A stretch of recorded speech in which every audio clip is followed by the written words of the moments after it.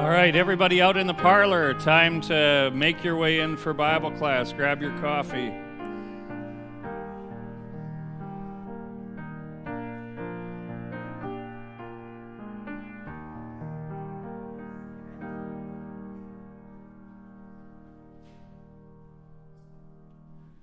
All right, good morning, everybody, and I assume there are a few more still out there putting the last of the coffee into their cups and journeying inward here. And good morning to those who are watching us online, whether that's in real time right now at 10 to 10 Eastern in Kitchener here, or a little later in the week as you have the opportunity to join in our Bible class today. We are looking at the book of Exodus.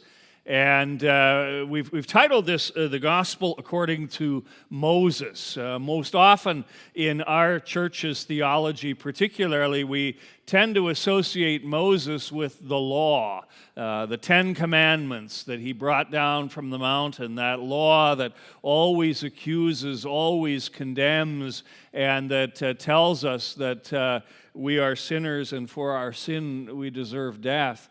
But Moses is more than that. He's more than the lawgiver. In fact, as we're going to see repeatedly in the story, he is a forerunner of Christ. And it is in Moses, by looking at Moses, that we gain deeper insights into what it is that Christ has done for you and for me and for all his church. And so we will always have that emphasis and also draw out the practicalities of the story for our lives today. So, if you're joining us online and you want a copy of the lesson notes for today, they are posted there on the church website, and you can just download those or read them off. And if you're online and have a question, whether it's during the class or later in the week, you can always shoot me an email. I love to get those sorts of things that answer and have the chance to answer the questions that you have. My email is here on the screen. I'm not sure why that's not working, but oh no, that's not good. Oops, now I'm getting to the jokes ahead of things here. What's happening here? Let's try this again. Oh, there we go. All right. So, so that's my email address there. So, and then for those of you who are in the building here this morning, there is a lesson sheet on the little TV table partway back. It covers some of the material from last week as well.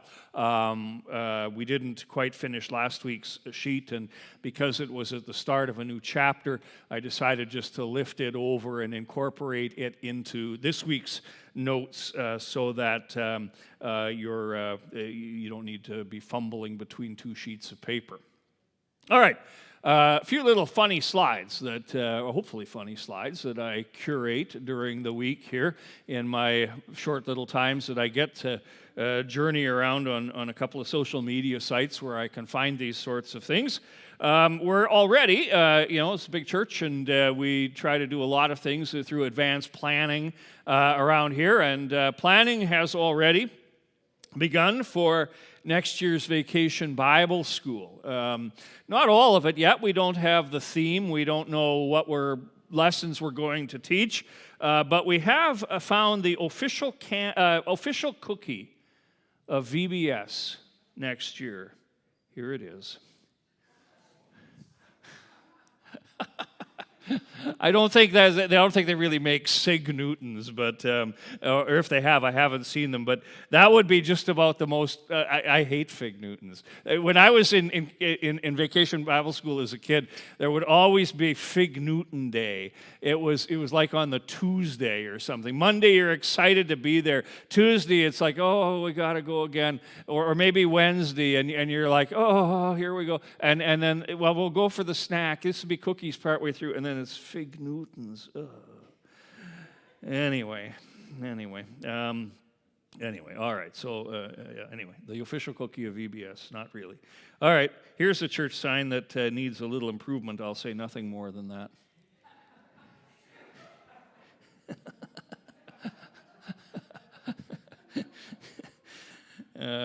We'll fix the there we go.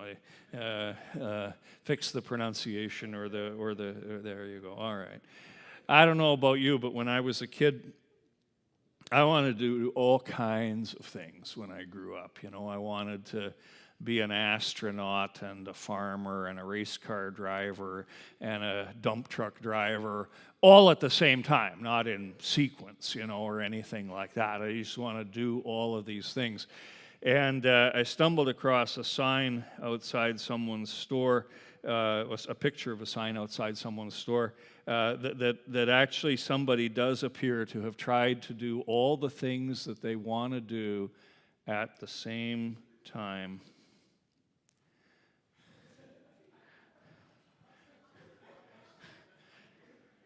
When I grow up, I want to run a beauty parlor and a chainsaw repair place and a nightclub all at the same address. Good luck with that. Anyway, beauty parlor and chainsaw repair. I just thought that's just such a bizarre combination. All right. And then if you are having a Thanksgiving gathering with family this weekend, and you're tired of pumpkin pie or the traditional desserts that go along. I've showed you this picture before, but every year it comes up. There are other options.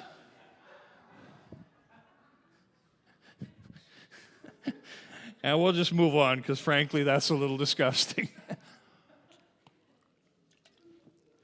Anyway, got you covered. All right. Again, for those of you who are online, if you're just finally getting the screen opened up and wanting to know what you're going to do here, the notes are at the website. Questions through the email. I have my other old computer down here, and it'll tell us the email as it comes in. Okay, let's get into the story here. Just a kind of a quick review. The launching point for looking at the Exodus, I would argue, isn't just by knowing the history of the people of Israel in the Old Testament. It's also by understanding the fuller picture of what the Scriptures have to say about Exodus. And last week we read this passage right at the very beginning, that about 8 days after he said these things, Jesus took with him Peter and John and James and went up the mountain to pray. And while he was praying, his face was altered and his clothing became dazzling white, and two men were talking with him, Moses and Elijah, who appeared in glory and spoke of his departure. And we drew special attention to this last week, that the Greek word there for departure is the word exodus. Jesus is leading an exodus that he is going to accomplish at Jerusalem. And suddenly, this old story from the Old Testament takes on a whole new significance, because it isn't just Moses who led God's people up out of slavery, but it is Jesus as well who is leading the people of God out of slavery to sin and to the newness of life and the fullness of life in this world and in the new heavens and the new earth, which he has promised, the home of righteousness forever.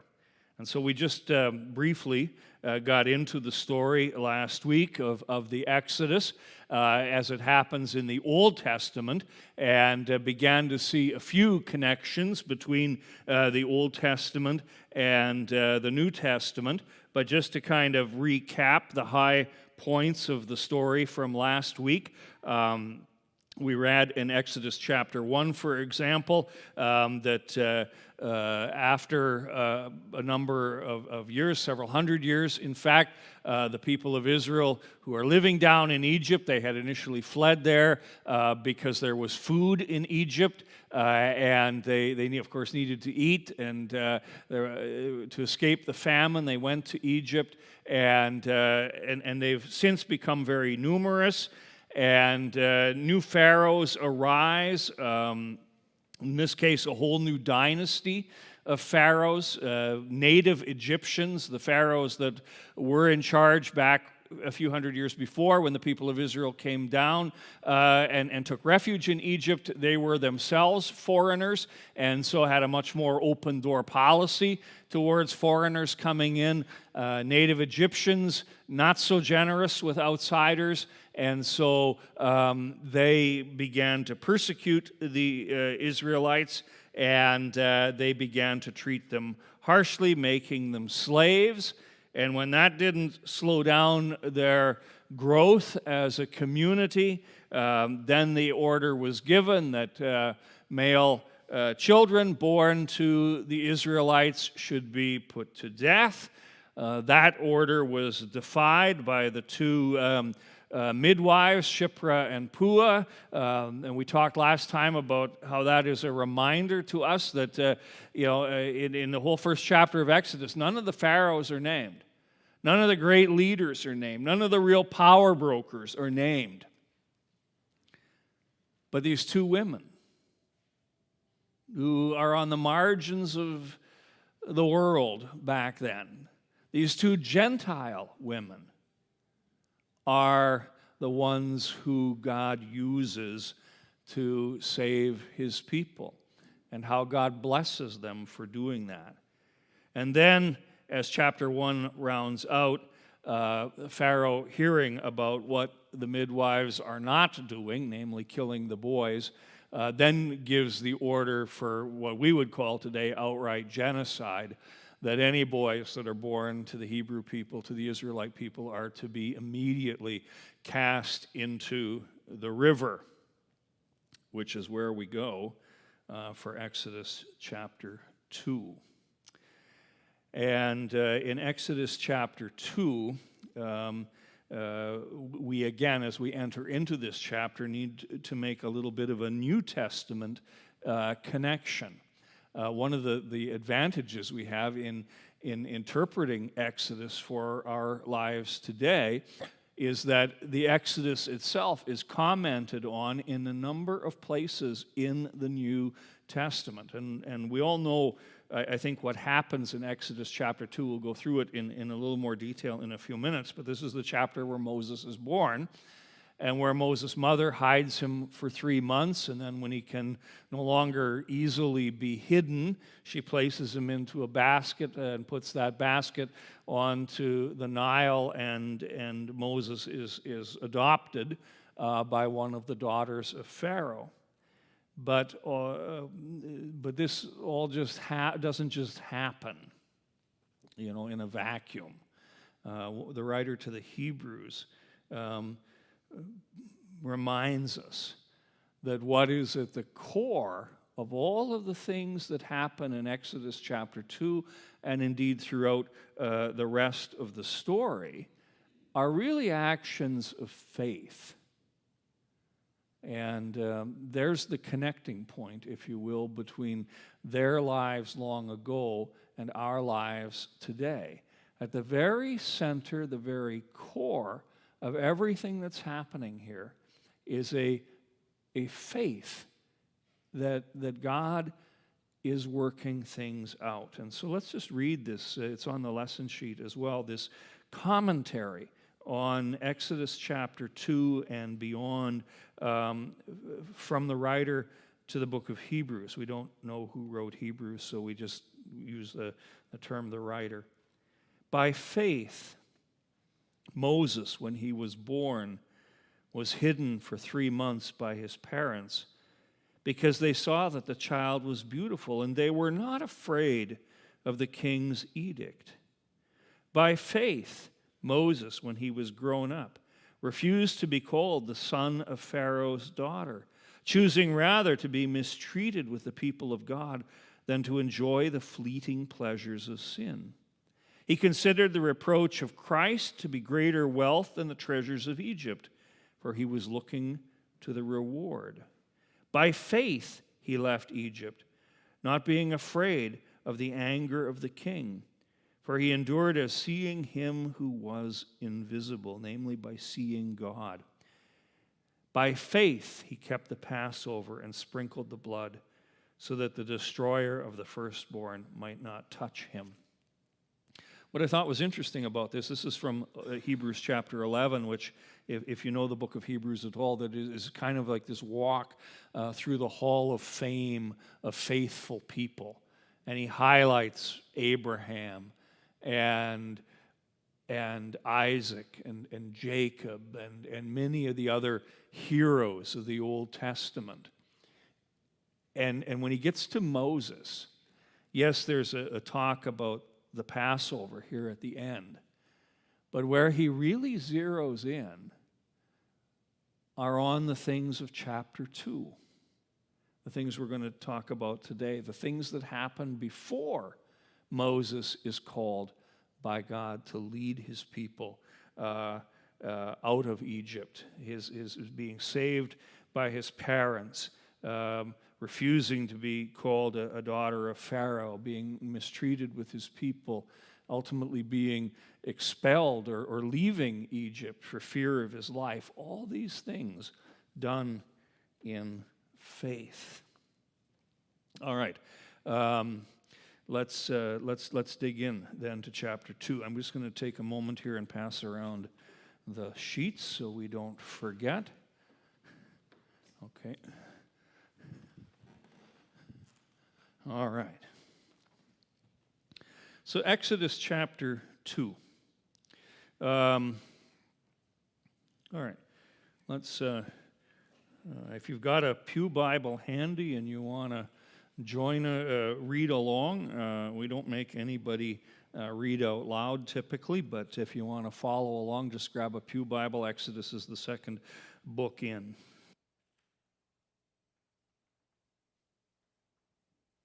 Brief sip of coffee, and we're ready to go. Okay, Exodus chapter 2, verse 1. Now, a man from the house of Levi married a Levite woman, and she became pregnant and gave birth to a son. When she saw that he was a fine child, she hid him for 3 months. But when she could hide him no longer, she got a papyrus basket for him and coated it with tar and pitch. She laid the child in it and put it among the reeds along the banks of the Nile. His sister stood at a distance to see what would happen to him. Then Pharaoh's daughter went down to the Nile to bathe, and her attendees were walking along the riverbank. She saw the basket among the reeds and sent the slave girl to get it. She opened it and saw the baby. He was crying, and she felt sorry for him. "This is one of the Hebrew babies," she said. Then his sister asked Pharaoh's daughter, "Shall I go and get one of the Hebrew women to nurse the baby for you?" "Yes, go," she answered. And the girl went and got the baby's mother. Pharaoh's daughter said to her, "Take this baby and nurse him for me, and I will pay you."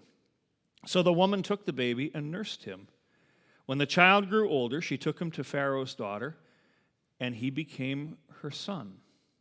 And she named him Moses, which is a Hebrew word or a word that sounds like the Hebrew word to draw someone up out of the water, and that's exactly the meaning that is given. I drew him out of the water. All right. There's a very familiar story, so we won't spend a lot of time going over the details. It's all pretty self-explanatory. Just a couple of things. From the tribe of Levi. Anybody remember what the Levites become as the story unfolds? They are the tribe through whom we get the priests. Yes, that's right. So Moses will take on for himself the priestly work of interceding, praying for, and offering sacrifices on behalf of the people of Israel. And it will be his brother Aaron who is designated as the chief priest, the first of the chief priests of the people of Israel. And so that priestly function, we often think of Moses more as a prophet or a leader, but he also had that priestly function.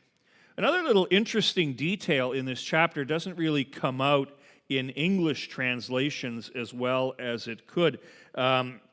is what is translated, at least in the NIV, which is what we're using here this morning, as a basket, is actually the Hebrew word is exactly the same word as is used to describe that thing that Noah built in Genesis chapter 6, an ark. And it's handled in exactly the same way. The sentences are quite similar in Hebrew. That Noah built the ark and coated it with tar and pitch to waterproof the thing. Now the building materials are different. Obviously, Noah uses wood, and this little ark is made out of papyrus reeds and woven together.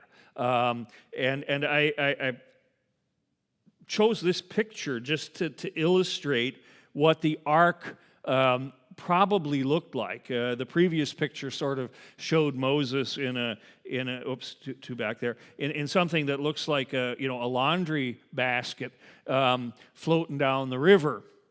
But that's probably not what it really looked like. It probably looked more like this, a square box.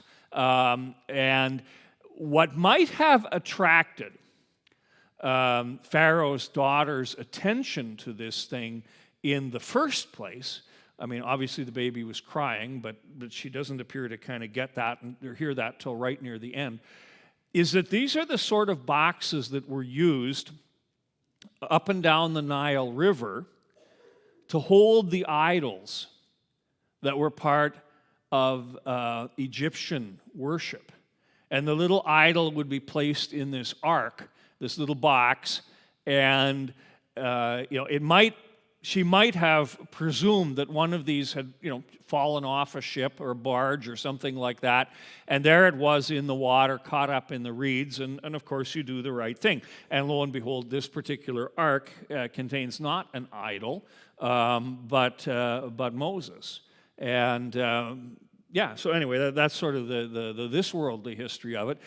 Symbolically, it's interesting. God saves Noah and his family from the flood through the ark. God begins Moses' journey with an ark. And very often in the early church, we've lost it a little bit today, but the church is pictured as being a boat, an ark.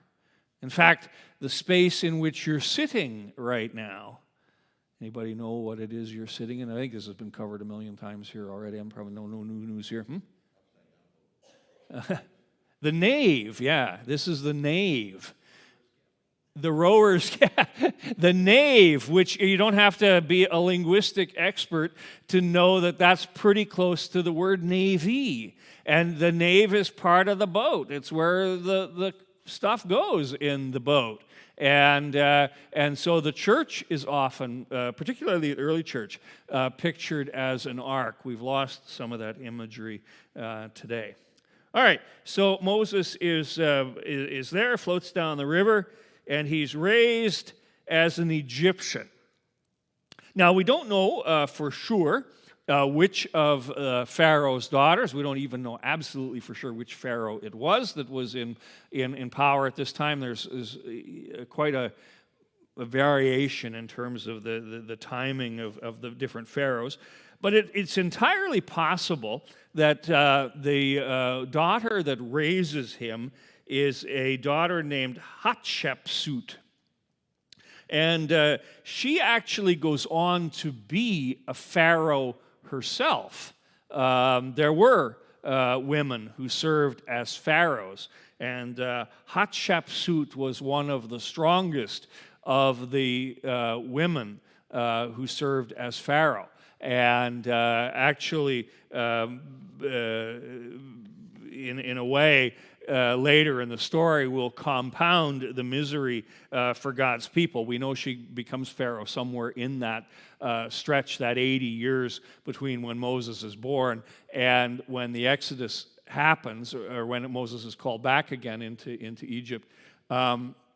And so, she was in there.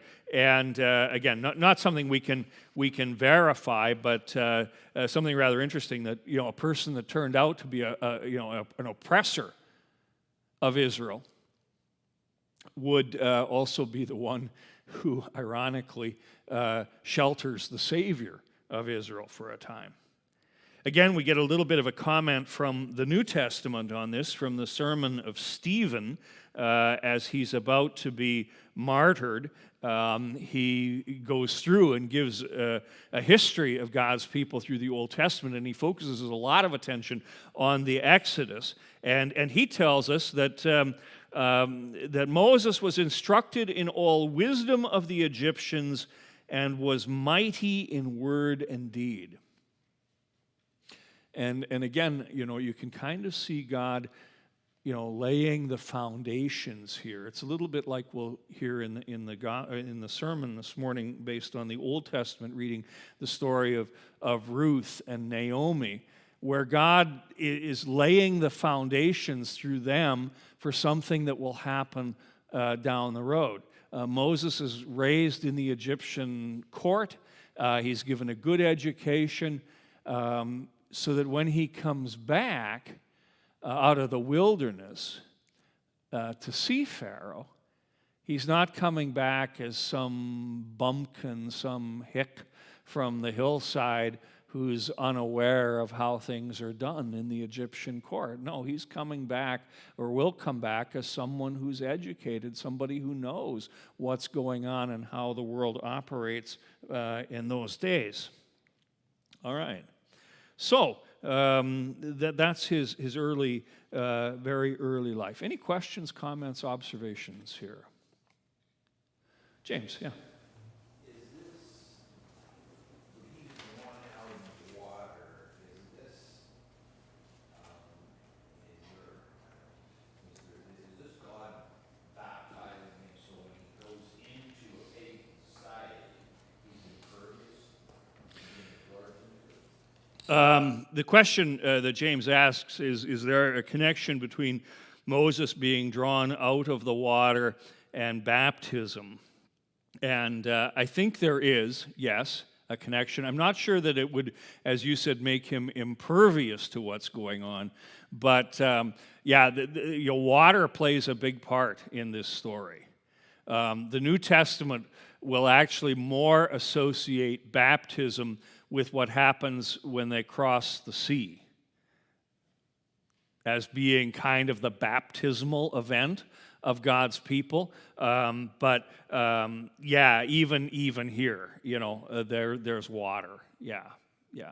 And again, whether, how far you can make that go, I'm not sure. But yeah, there's certainly a big water connection here. Yeah.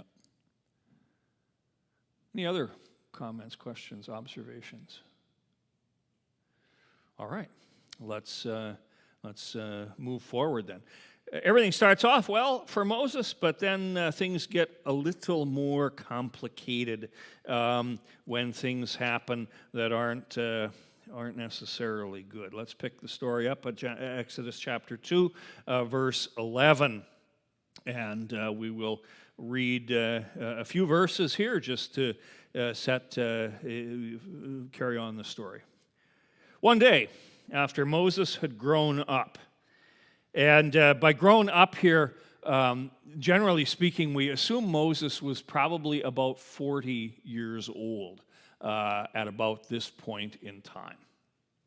He went out to where his own people were and watched them at their hard labor. He saw an Egyptian beating a Hebrew, one of his own people. Glancing this way and that, and seeing no one, he killed the Egyptian and hid him in the sand. All right, just stop there for half a second here. There's lots of pictures that artists have done over the years of this, but I kind of liked this one because Moses isn't at the front. He's way back here. He's sort of looking, is anybody watching? Anybody watching what I'm going to do? Because I'm just going to get rid of this guy right here, right now. And we'll take him to the local golf course and we'll bury him in the sand trap. Every time I read this about being buried in the sand, I'm reminded of a round of golf I played many years ago back in Lloydminster with two of the local undertakers. And we were out at the very prestigious Lloydminster Golf and Country Club, which always, thought highly of itself. And all the regulars are out there, and we're just sort of interspersed.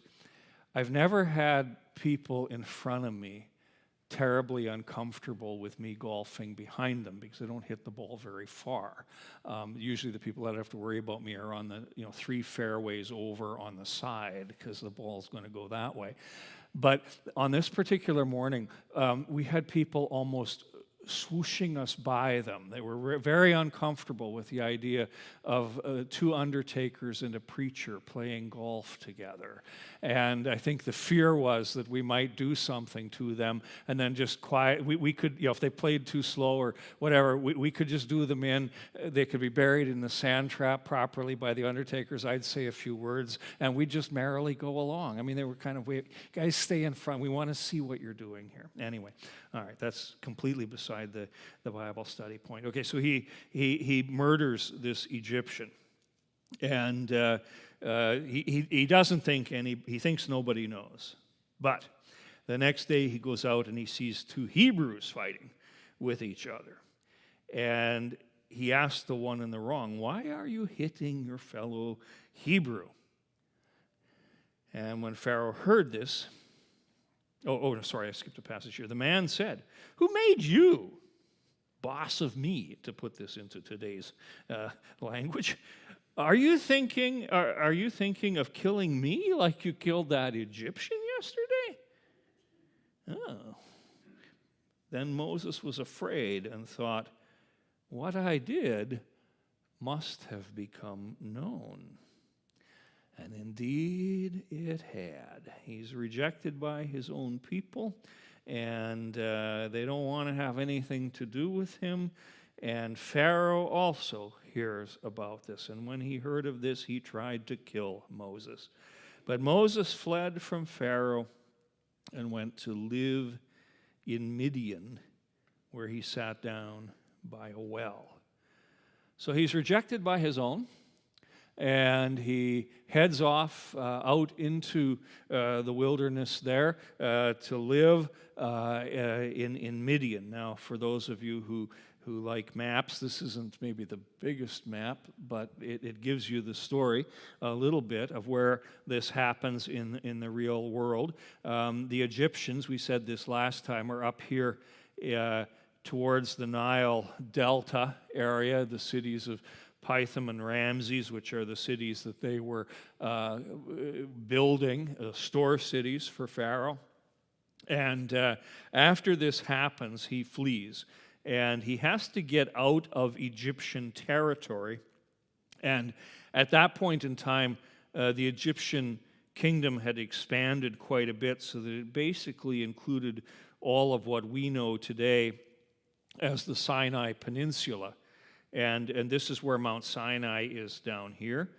That's the mountain down there. And so he has to get away. He's got to get beyond the Sinai, because as long as he's still in that area, he's fair game for anybody that finds him. And so where does he end up? He ends up down here in the land of Midian, which is just across one of the 2 gulfs of the Red Sea, and that's where he spends his time down there with his father-in-law Jethro and the flocks of sheep. And again, in this whole having to flee and in this whole escape that he has to pull off, and the rejection of his own people who obviously aren't all that thrilled that he killed an Egyptian. Again, the New Testament writers see a parallel to Christ. Again, from Stephen in his little sermon that he gives before he dies. Just to summarize up what he says, Moses is rejected by his own people even as he tries to protect them from the wrath of the Egyptians. Yet God chooses Moses to be the leader. Christ also will be rejected by his own people, even though God has sent him to be their leader and savior. And the thing that will really annoy those who are ready to stone Stephen is that he will make the parallel between these Israelites of long ago, these Hebrews who don't want Moses, and the people in Jerusalem at Jesus' time who don't want Jesus.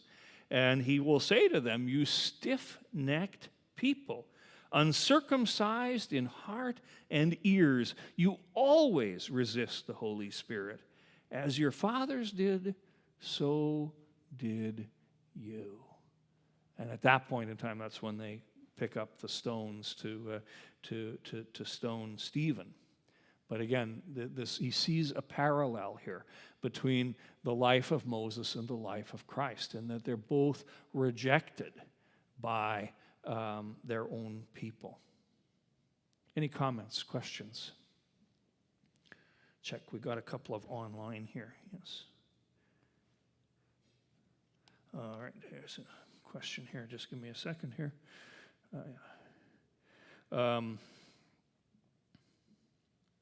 Yes, okay. Elroy makes the comment, a good one at that even though Moses had received the education that he had, he later will plead inability to speak. It's kind of interesting, Moses. We'll see this next week. A man full of excuses. And one who uses them fairly regularly. Okay, so this sends Moses down. He's down to Midian now, and we'll just read a little bit more of the story here. He fled from Pharaoh and went to live in Midian, where he sat down by a well. Now a priest of Midian had 7 daughters, and they came to draw water and to fill the troughs to water their father's flock. Some shepherds came along and drove them away. But Moses got up and came to their rescue and watered the flock. What a chivalrous guy. The girls returned to Reuel. He has a couple names. That's not uncommon in Bible stories that people have several names. Their father and asked him, "Why have you?" And he asked them, "Why have you returned so early today?" "Gee, this didn't take as long as I thought it would take for you to do all this." And they answered, "An Egyptian rescued us from the shepherds. He even drew water for us and watered the flock." What a wonderful man. "Well, where is he?" He asked his daughters. "Why did you leave him? Invite him, that he can have something to eat." And so Moses agreed to stay with the man, and then as things unfold, we don't know whether this just happens right away. I'm guessing that giving your daughter away isn't just something you do to a complete stranger who shows up on your doorstep one day and waters the flock, but you can't rule that out either. Moses stays with him, and then he gives his daughter Zipporah to Moses in marriage. They have a son. Moses names him Gershon, saying, "I have become an alien in a foreign land." And so Moses begins the second 40-year chapter of his life. It's significant to kind of remember that it's, Moses' life happens in these 40-year increments. The first 40 years in Egypt, the second 40 years in Midian, tending his father-in-law's flocks and becoming an old man, and having a son and a family, and kind of living off the grid, for 4 whole decades down there. And then things begin to change. During that long period, the king of Egypt died, probably a couple of them, and the Israelites groaned in their slavery and cried out. And their cry for help because of their slavery went up to God. So let's just move a little bit forward here. Who is this new king that arises? Well, this particular character is one of the most savage of the pharaohs, Amenhotep II. He comes to the throne of Egypt, and he is known for his cruelty. He is a nasty, nasty guy. And he is utterly hostile to non-Egyptians. He's part of the same dynasty that had come to the throne 80 years before, around the time of Moses' birth, but he is the whole thing on steroids. Arnold. So we have the biblical history, and then obviously there's an archaeological history that's kind of running in parallel, that where all these names come from, or where is that? I'm going to just take a slurp here.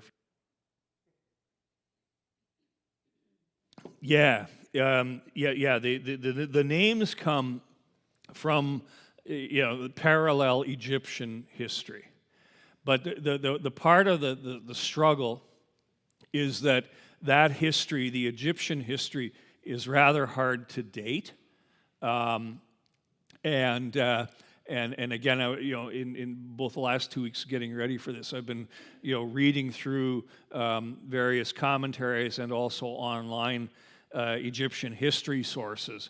And what they say here is that for pretty much any of the dates of the pharaohs, it's a kind of plus or minus 25 years at this point in time. So even Egyptian scholars can't say for sure the dates of some of the pharaohs, just because of the way the history was preserved or not preserved, as the case may be, and or what's been found and what's not been found.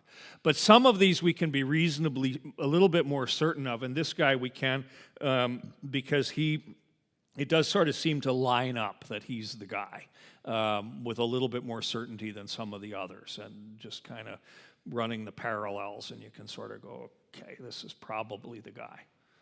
And sometimes it's by length of reign, too. The guy, we know he was in power for a really long time, and this happened, so, yeah. Again, yeah. So Yul Brynner as Ramses is not the guy? No, Yul Brynner as Ramses was not the Pope. Not the Pope. No, he's certainly not the Pope either. Not the Pharaoh, no. No, Ramses comes much later, and there's a little bit of, historically, even in biblical scholarship, there is debate between two particular times where the Exodus could have happened. There's an early date and a late date for the Exodus. I think the chronology works better with the early date, and that's the traditional date, and which puts him back a little further in time. And as I said last time, we kind of think on the map there, we named the cities in the Bible are named Pithom and Ramses. But if you go with the early date, that city wasn't named Ramses yet. At that point in time, it had another name, but I said that's a little bit like Kitchener, 100 years ago was Berlin. Well, not 100 years ago, but 110 years ago, this was Berlin. And if you're talking to somebody from Western Canada who didn't know anything about our history here, and you said, "Oh, I come from Berlin, Ontario," well, they wouldn't know what you're talking about today. You'd have to say it's Kitchener. Oh, Kitchener. Yeah, okay, yeah, been there. Yeah. Anyway. Okay. Any other comments, questions? I saw something online here, and we'll see how this is.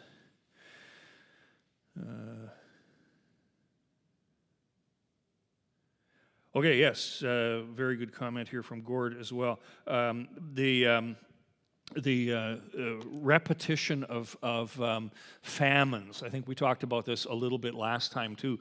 How Abraham in his journey ends up down in Egypt. I think I had a slide about this last time, and during a famine, and he falls into sin down there and kind of messes up his life. And then others, now Moses is down there, and there's out of Egypt is a place that never brings much good for God's people. There's always problems in Egypt. All right. We got just a few minutes left here. Let's push ahead at least to the end of the chapter, and then we'll be ready to jump into burning bushes next week, or maybe we'll get just a real brief start on it this week.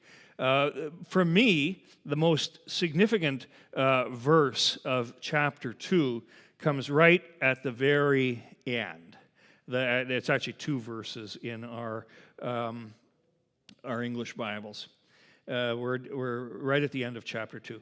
God heard their groaning, and he remembered his covenant with Abraham, with Isaac, and with Jacob. So God looked on the Israelites, and he was concerned about them. Oh, this is where the NIV sometimes doesn't help us as much as I would wish it would. The ESV, which is a little bit more word for word in its rendering of things, says that God heard their groaning, remembered the covenant, saw the suffering of the Israelites. And then I love the last sentence in the ESV. Let me get my other Bible here. Let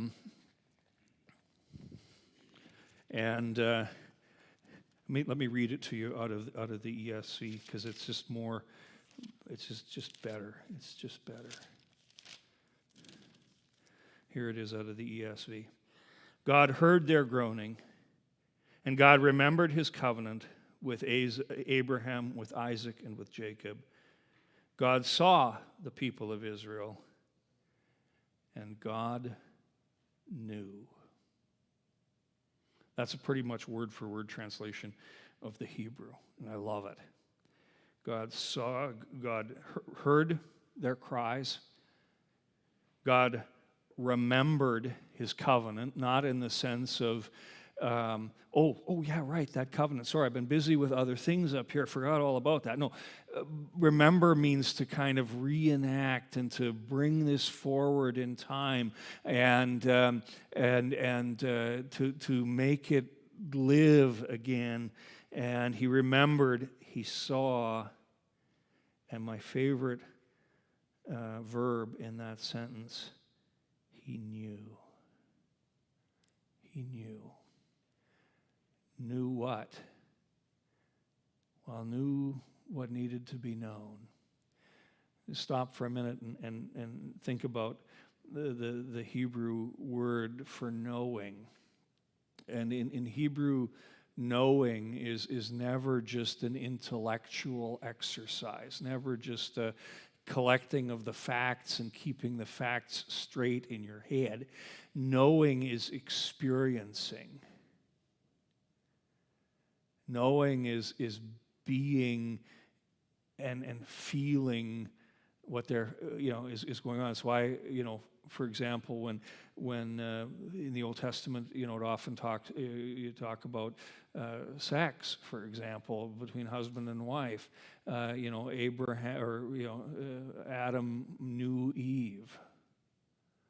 David knew Bathsheba. It's more than just a cognitive mental exercise. It's experiencing the other person. And so in this instance, I don't think it's too far afield to say that God doesn't just simply know what's going on out there, but he's experiencing it himself. That oppression that's on them is also on him. He's seen it. He's heard it. He's felt it. He's remembered his covenant. And now he's going to do. All right. Any comments, questions, observations? James, quickly. Yeah, we're running low on time.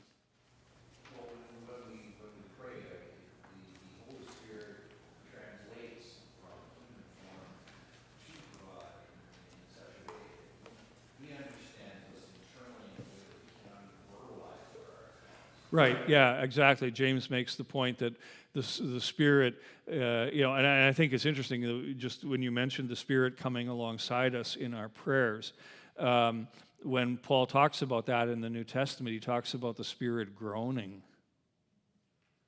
along with us. And I think there's something of that going on here too. God is groaning along with his people. He knows they're suffering, and he's moved to action by that suffering and their prayers. Absolutely, for sure. Any other observations or comments? Okay, we are just past 20 to 11, so we will stop here because we got a little bit of stuff that needs to be done to get ready for the second service this morning. If you want to read ahead, next week we'll be jumping into burning bushes, learning about God's name. We'll see how quickly we go, but this is now we're at the point where the story begins to move, and we'll be getting into all of that next time. All right, let's close with prayer. Gracious Lord, Heavenly Father, even as your people struggled long ago in slavery and maybe wondered where you were or even forgot about you altogether, you were there, whether they knew it or not, and you were working in the background to bring about the salvation you planned for them and also for us. We pray that even as you knew their sufferings and struggles, that you would know ours as well, and that you would hear and you would remember and you would respond so that we might live as your dear children, freed from the slavery of sin and death, to serve you here in time and forever in the new heavens and new earth you are preparing for us. Bless us this Thanksgiving weekend and fill our hearts with joy, and grant, O Lord, that we would continue always to grow in your grace for Jesus' sake. Amen.